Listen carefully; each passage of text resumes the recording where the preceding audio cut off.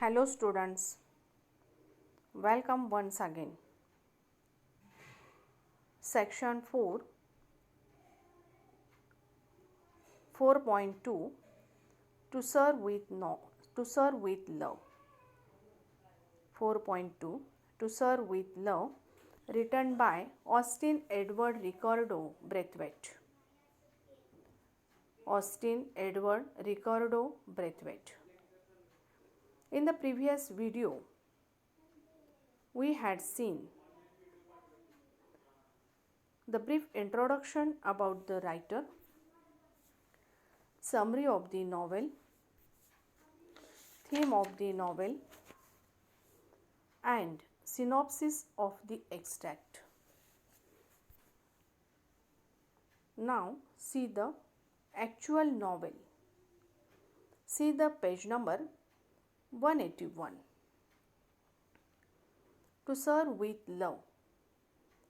Chapter 17. The half-yearly report of the Students' Council was on November 15th and was one of the important days in the calendar of Green Slate School. भाग 17 chapter 17. लेखक म्हणतायत की 15 November हा green slate स्कूलच्या कॅलेंडरमधला महत्त्वाचा दिवस होता, कारण या दिवशी half yearly report of the students council, या दिवशी स्टुडंट काउन्सिलचा सहामाही अहवाल सादर केला जाणार होता. I had heard quite a deal about these occasions and became as excited as the children as the day approached. तर लेखक म्हणतायत ब्रेथवेट, मी या दिवसाबद्दल खूप काही ऐकले होते, त्यामुळे जसजसा दिवस जवळ येत होता तसतशी विद्यार्थ्यांप्रमाणे माझीही उत्सुकता वाढत होती. It was entirely their day, arranged, presented and controlled by them. हा पूर्णपणे विद्यार्थ्यांचा, शाळेतील मुलांचा त्यांनी योजलेल्या, सादर केलेला आणि जबाबदारीने पार पाडलेला दिवस असणार होता. I observed it was entirely their day, arranged, presented and controlled by them. I observed the activities of my class as they repeated for it, noting with pride the business-like way in which tasks were allocated and fitted into a neat program. तर Brathwaite म्हणतायत, माझा वर्ग ज्या प्रकारे तयारी करीत होता ते मी नोटीस करत होतो, ऑब्झर्व करत होतो. ज्या व्यावसायिक पद्धतीने त्यांनी कामाची वाटणी केली होती आणि एक आखीव रेखीव प्लॅनिंग त्यांनी कार्यक्रमाचा केलेला होता, ते पाहून मला खूप अभिमान वाटला. The children arrived smartly dressed. On that day there was no assembly. There were whispered conference with members of other classes in the arrangement of it. आखणी करताना, प्लॅनिंग करताना इतर वर्गातील मुलांबरोबर अतिशय हलक्या आवाजात त्यांच्या बैठकाही होत होत्या. On that day there was no assembly. त्या दिवशी असेंब्ली म्हणजे विधानसभा नव्हती. The children arrived smartly dressed and polished, and Miss Joseph and Denham, who seemed to be the important officials for the occasion, moved about among their colleagues, ensuring that each one was ready to play her part. मुले, विद्यार्थी अतिशय रुबाबदार पोशाख घालून छान तयार होऊन आली होती आणि अशा प्रसंगी महत्त्वाचे अधिकार असलेले मिस जोसेफ आणि डेनहॅम, प्रत्येक सदस्य, प्रत्येक मेंबर आपापली भूमिका पार पाडण्यास तयार आहेत ना याची खात्री करत सर्वांमध्ये फिरत होते. See the second extract. A bell was rung at 10 a.m. and everyone trooped into the auditorium to sit together in classes. सकाळी 10 वाजता घंटा वाजली, बेल झाली आणि सर्वजण आपापल्या क्लासनुसार बसण्यासाठी सभागृहामध्ये जमा झाले. Miss Joseph and Denham, the two most senior students, sat on the stage, one on each side of Mr. Florian, who, as soon as everyone was seated and silent, stood and addressed the school. Mister फ्लोरियनच्या दोन्ही बाजूला स्टेजवर सर्वात senior student, सर्वात वरिष्ठ विद्यार्थी miss Joseph आणि डेनहॅम बसले. He spoke at length, reiterating means repeating, the aims and policy of the school and of the important contribution each child could make to the furtherance of those aims. सर्वजण शांत बसताच mister Florian उभे राहिले आणि त्यांनी शाळेला संबोधून भाषण केले.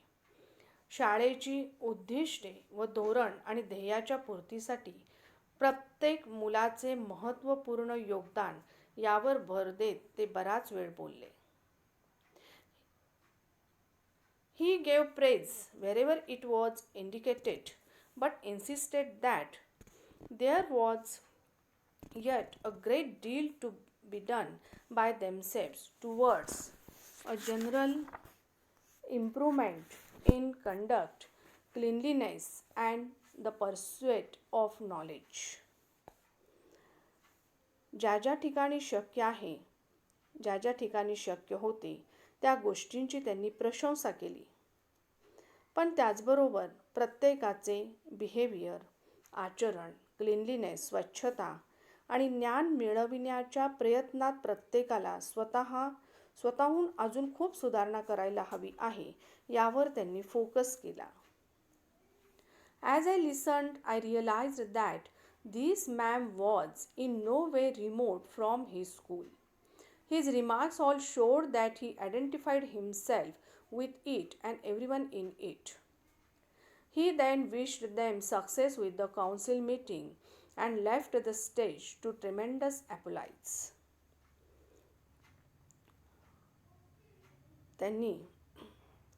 त्यांचे बोलणे ऐकताना लेखक म्हणतात की मला असं जाणवलं की हे जे गृहस्थ आहेत त्यांच्या शाळेपासून मनाने ते जराही दूर नाहीत. त्यांच्या बोलण्यावरून ते स्वतः शाळेशी आणि शाळेतल्या प्रत्येकाशी मनाने किती जोडलेले आहेत, किती त्यांनी शाळेसाठी वाहून घेतलेलं आहे, किती शाळेमध्ये ते मग्न आहेत हे दिसून येत होते. नंतर त्यांनी सर्वांना परिषदेची बैठक, काउन्सिल मीटिंग यशस्वी होण्यासाठी शुभेच्छा दिल्या आणि टाळ्यांच्या कडकडाटात व्यासपीठावरून रजा घेतली. See the next paragraph. Things now moved quickly into gear. First, Miss Joseph stood up and gave a short explanation of the council's purpose and its activities. त्यानंतर पुढच्या हालचाली फास्ट गतीने होऊ लागल्या. सर्वप्रथम मिस जोसेफ उभ्या राहिल्या. त्यांनी परिषदेचा उद्देश, पर्पज आणि त्याच्या कार्याविषयी थोडक्यात माहिती दिली. Each class would report through its representatives on the studies pursued during the half year which began after Easter, a representative having been chosen for each subject. Easter नंतर सुरू झालेल्या 6 सत्रात झालेल्या अभ्यासक्रमाविषयी प्रत्येक वर्ग प्रत्येक विषयानुसार निवडलेल्या रिप्रेझेंटेटिव्ह मार्फत प्रतिनिधींच्या मार्फत अहवाल देईल. When all the classes had completed their reports, a panel of teachers would be invited to occupy the stage and answer questions from the body of the hall on matters arising out of the various reports. सर्व वर्गाचे reports सादर करून झाल्यानंतर शिक्षकांच्या एका समितीला, एक पॅनलला व्यासपीठावर आमंत्रित केले जाईल. The selection of the panel. आणि विविध अहवालातून समोर आलेल्या मुद्द्यांवर विचारण्यात येणाऱ्या प्रश्नांवर समितीकडून उत्तरे दिली जातील. The selection of the panel, as with everything else, was entirely at the discretion of the children, and no members of the staff knew either how many or which teacher would be invited to sit. Discretion. Discretion means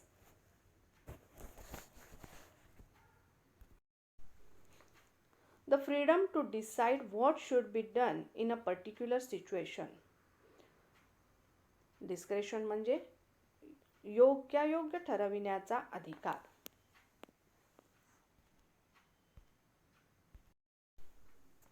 तर सर्व वर्गाचे report सादर केल्यानंतर शिक्षकांच्या समितीला व्यासपीठावर स्टेजवर आमंत्रित केले जाईल आणि विविध अहवालातून समोर आलेल्या मुद्द्यांवर शिक्षकांना प्रश्न विचारण्यात येतील.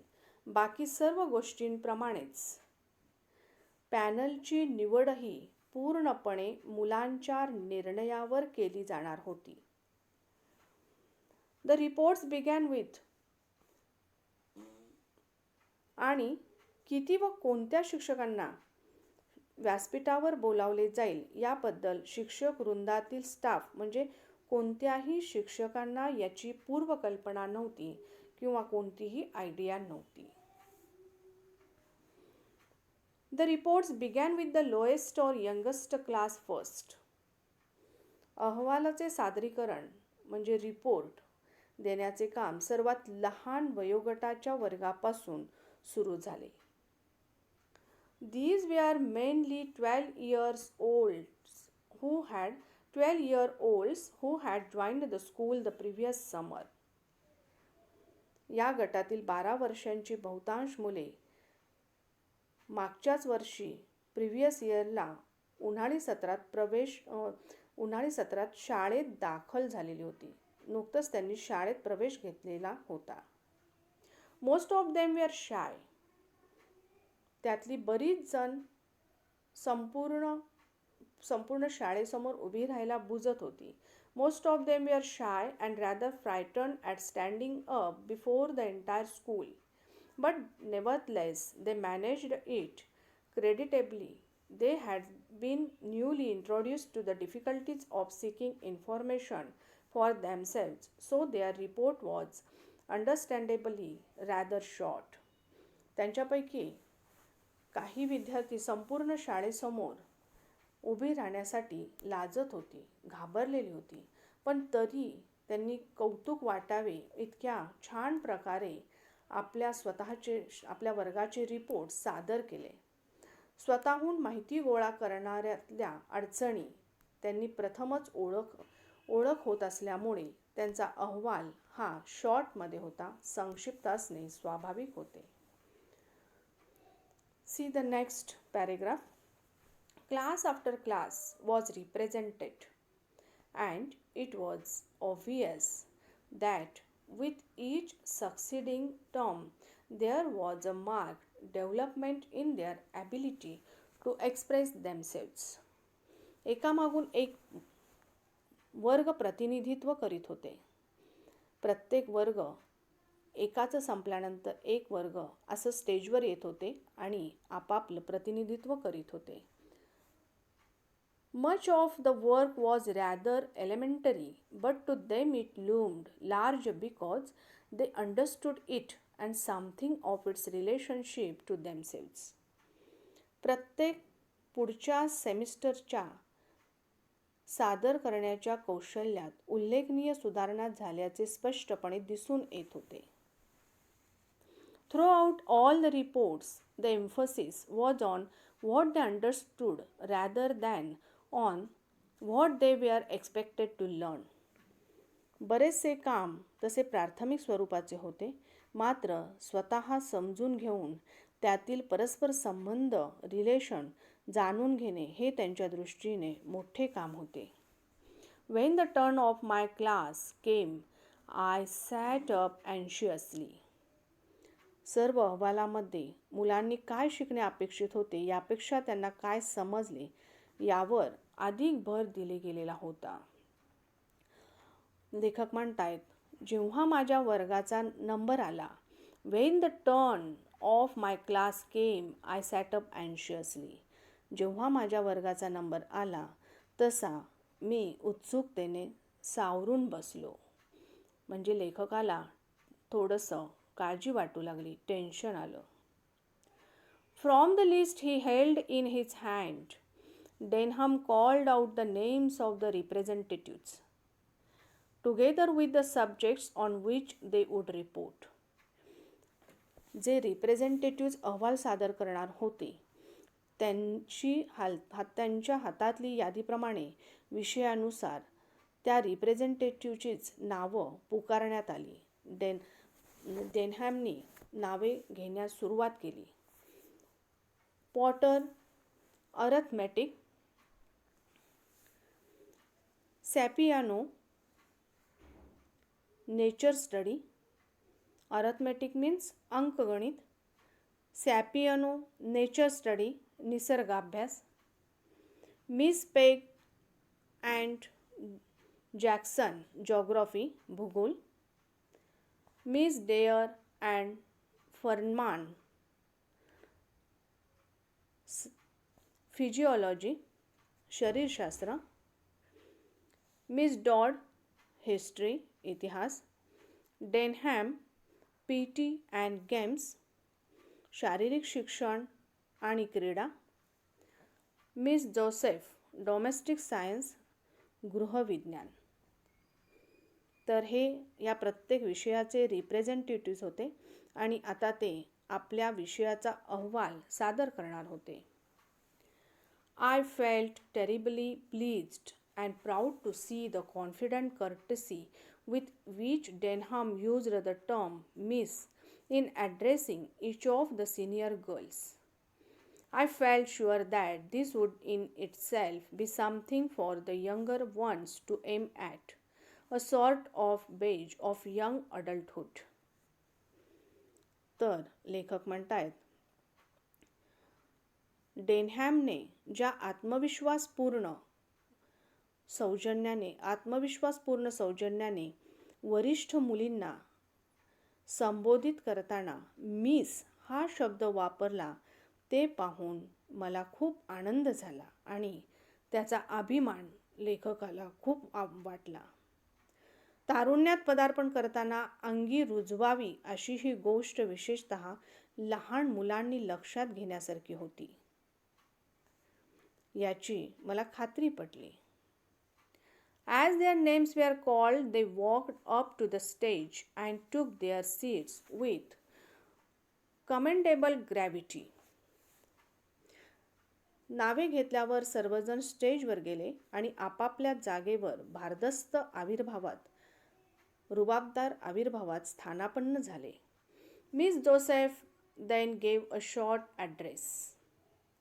त्यानंतर मिस जोसेफने छोटेसे भाषण केले. She said, ती म्हणाली, She said that their lessons had a particular bias towards the brotherhood of mankind, and that they had been learning through each subject how all mankind was interdependent in spite of geographical location and differences in color, races and creeds. Miss जोसेफने छोटेसे भाषण केले आणि आपल्या भाषणामध्ये ती म्हणाली की त्यांच्या धड्यांमधून लेसनमधून मानवाचा बंधुत्वाकडे पाहण्याचा एक विशिष्ट दृष्टिकोन दिसून येतो. त्याचबरोबर भौगोलिक स्थान, रंग, वंश आणि पंथ यांच्यात फरक असूनही सर्व मानवजाती कशा परस्परावलंबित आहेत हे प्रत्येक विषयातून त्यांना शिकायला मिळते. Then she called on Peter. त्यानंतर तिने पॉटरला बोलावले. Potter went on to speak of the work they had done on weight and measures, of the relationship between the kilogram and the pound, the meter and the foot. पॉटरने वजन आणि मोजमापांवर केलेल्या कामांबद्दल kilogram आणि pound, metre आणि फूट यांच्यातील संबंधांबद्दल सांगितले. He said that throughout the world, one or rather of those two methods was either in use or understood, and that it was a symbol of the greater understanding which was being accomplished between peoples.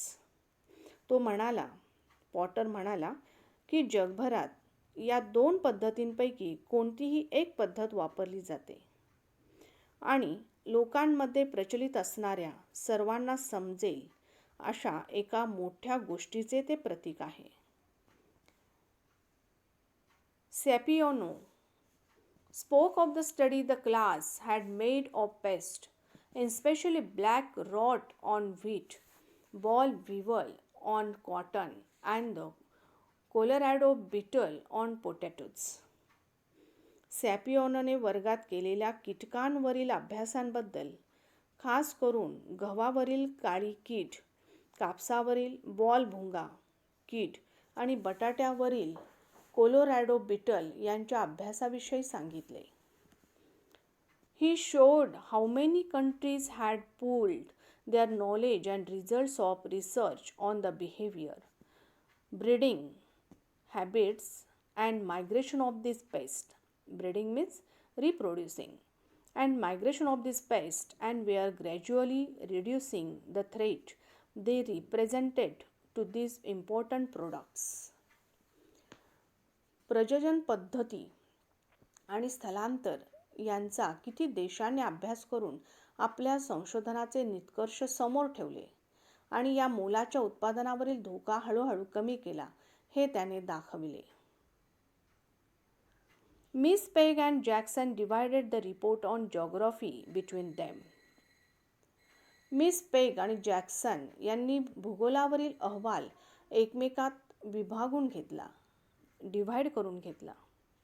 Jackson spoke first on the distribution of mineral deposits and vegetable produce over the Earth's surface, how a country rich in one was often deficient in the other, and of the interchange and interdependence which inevitably followed.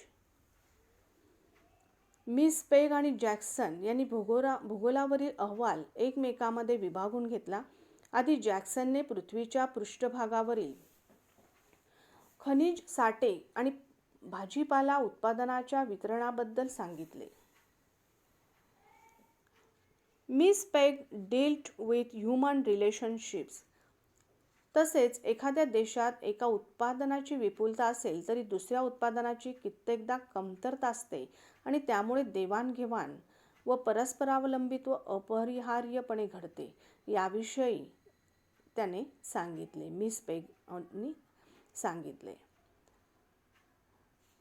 Miss peg तर आधी जॅक्सननी सांगितलेलं आहे की एखाद्या देशामध्ये काही उत्पादन जास्त होते तर काही कमी होते आणि त्यामुळे त्याचं देवाणघेवाण करावी लागते हे जॅक्सननी सांगितले. त्यानंतर Miss Pegg dealt with human relationships, stressing the problems facing the post-war world for feeding, clothing, and housing its populations.